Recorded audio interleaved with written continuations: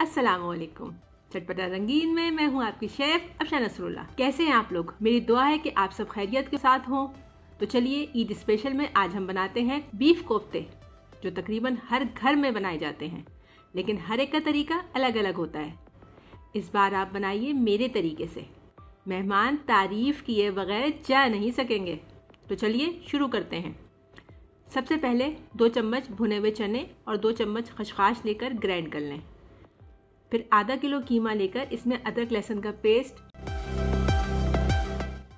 लाल मिर्च, नमक, हरी मिर्च, भुने हुए चने और खसखस का पेस्ट और बारीक कटी हुई प्याज डालकर अच्छी तरह मिक्स करके कोफ्ते बना लें।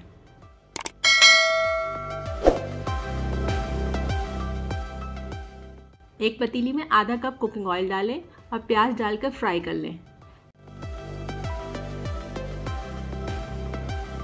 प्याज को ब्राउन नहीं करना है, हल्का गुलाबी रंग का हो जाए तो निकाल लें और फिर ग्राइंड कर लें। फिर इस ग्राइंड की हुई प्याज को दोबारा तेल में डालकर 3 से 4 मिनट फ्राई करें।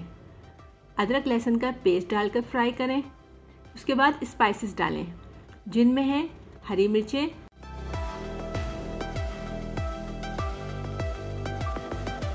नमक, हल्दी, लाल मिर्च, जीरा और भुना कुटा साबुत धनिया। इनको डालकर अच्छी तरह भून लें। इसके साथ ही आप पिसा हुआ खोपरा भी 2 चम्मच डाल लें।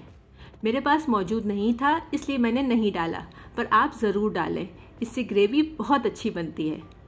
फिर दही शामिल करके अच्छी तरह भूनें। भूनने में बिल्कुल कंप्रोमाइज़ मत करें। जितना आप इस मसाले को अच्छी तरह भूनेंगी इतना ही टेस्ट बढ़ेगा।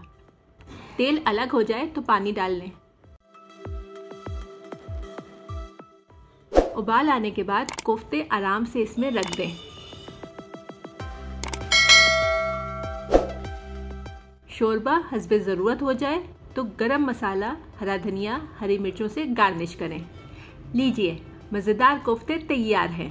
खुद भी खाएं और मेहमानों को भी खिलाएं।